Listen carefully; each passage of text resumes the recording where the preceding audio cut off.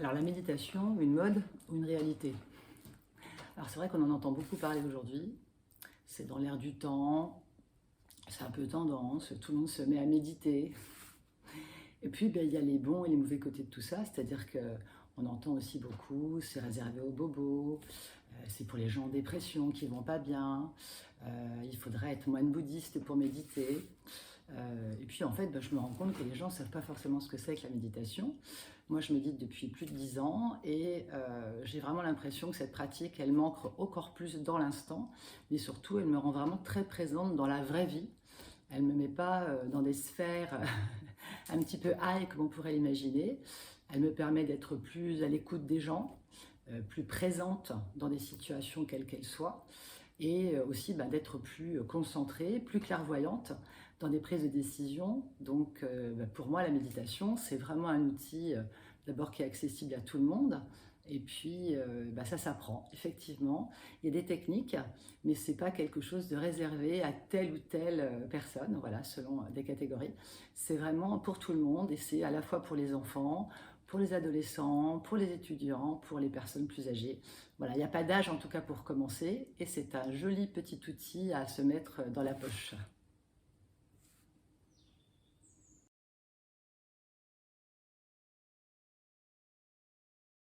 Alors pourquoi pratiquer et pourquoi se mettre à méditer? Alors dans un premier temps, juste parce qu'on a envie d'apprendre, parce que ça fait sens pour nous. Les bienfaits en général, les premiers bienfaits qu'on peut constater, ça va être sur le sommeil, meilleure qualité de sommeil par exemple, de concentration dans le cadre du travail, d'écoute, hein, on travaille beaucoup sur l'écoute consciente, les communications conscientes, donc ça c'est très intéressant dans le cadre familial, mais dans le cadre de l'entreprise également. Donc ça c'est vraiment des choses assez accessibles et qui sont des outils au quotidien.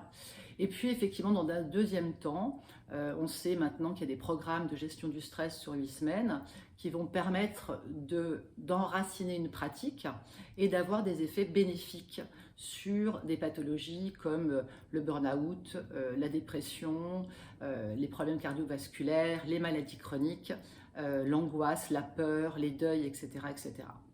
Mais en tout cas, voilà, il n'y a pas je médite parce que je suis hyper stressée, je peux méditer aussi juste pour avoir un outil qui m'aide à bah, mieux gérer mon quotidien dans quelles que soient les situations.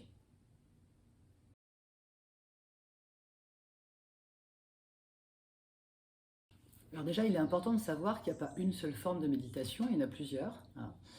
On parle souvent de la méditation sur la flamme d'une bougie, par exemple. Méditation de concentration, on peut chanter des mantras. Le Qigong est une forme de méditation. Le Kundalini, effectivement, est une forme de méditation.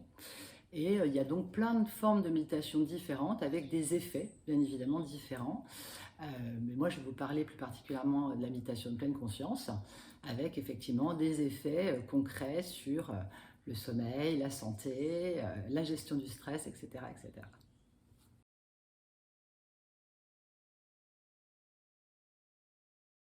Alors aujourd'hui, on parle beaucoup, c'est un peu plus médiatisé qu'avant, et surtout on a beaucoup de résultats d'études scientifiques qui sont un petit peu apparus ces dernières années, de méditation de pleine conscience, hein, notamment dans les programmes de gestion du stress qu'on propose à des particuliers ou en entreprise. Et la pleine conscience, en fait, c'est le fait d'être présent intentionnellement, hein, donc je décide de porter mon attention sur différents objets d'attention, qui peuvent être le souffle, qui peuvent être les sensations corporelles, les pensées également. Hein, souvent on imagine qu'il ne faut pas penser en méditation. Ben, dans la pleine conscience, on reste avec ses pensées. Les émotions aussi, qu'elles soient agréables ou désagréables. Et puis surtout l'idée, c'est de ne pas vouloir changer les choses. Voilà, donc ça c'est vraiment la grande définition, c'est j'accepte ce qui est, je reste avec, et une notion de non-jugement et de bienveillance qui s'intègre aussi à la définition de la pleine conscience.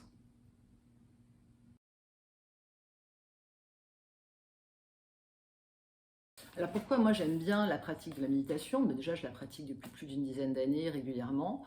C'est surtout parce que c'est un outil dans lequel on peut devenir autonome. C'est-à-dire que même si on fait un programme par exemple de 8 semaines ou même si on se met sur des applications, c'est quelque chose qu'on fait par nous-mêmes.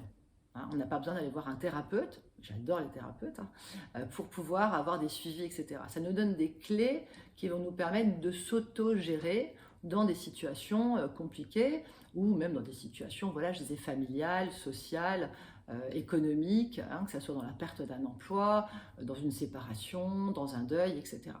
Donc c'est vraiment ce qui me plaît, c'est donner un outil aux gens où ils vont pouvoir effectivement apprendre à mieux canaliser tout ça et puis à mettre un peu de douceur aussi.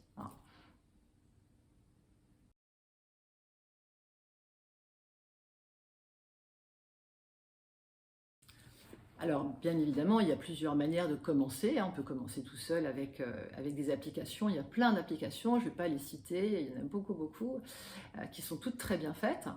Et puis, si vous avez vraiment envie, effectivement, de rentrer dans des pratiques en autonomie, il y a effectivement ce qu'on me propose. Moi, je suis instructrice MBSR. On propose des formations de 2 mois, donc de 8 semaines, sur lesquelles on va vous encadrer, on va vous apprendre différentes pratiques de la méditation de pleine conscience.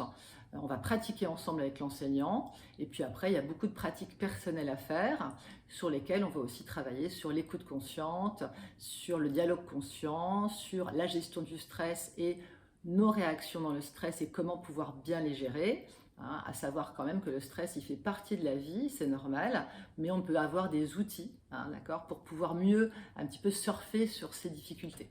Voilà. Donc ça s'apprend, les programmes sont en ligne maintenant, il y a aussi des gens qui le font en présentiel, et c'est vraiment accessible à tout le monde, et là vraiment tout le monde peut le faire, et il n'y a pas besoin d'attendre d'être en burn-out ou d'être hyper stressé pour rentrer dans ces programmes, c'est vraiment une belle porte d'entrée sur une vision des choses et un nouveau regard sur la vie.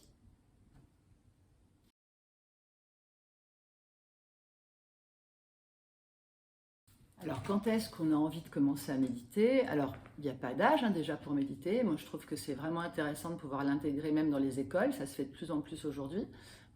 Les étudiants, effectivement, les jeunes adultes en tout cas, les adolescents, et puis quand on le sent un petit peu plus tard. Mais l'idée, ça serait presque de commencer avant de se dire, tiens, je suis un peu fatiguée, je suis un peu stressée, parce que c'est vraiment des choses qui s'ancrent en nous quand on pratique régulièrement. Et puis, moi, ce que j'aime bien, notamment dans l'idée de méditer dès l'école, par exemple dès le plus jeune âge, c'est qu'il y a quand même cette notion de bienveillance, cette notion de non-jugement, qui apporte quand même des valeurs profondes qu'on peut enraciner un petit peu dans l'éducation dès le plus jeune âge, et qui vont bien évidemment rester après. Donc, il n'est jamais trop tard pour bien faire, il suffit de faire le premier pas.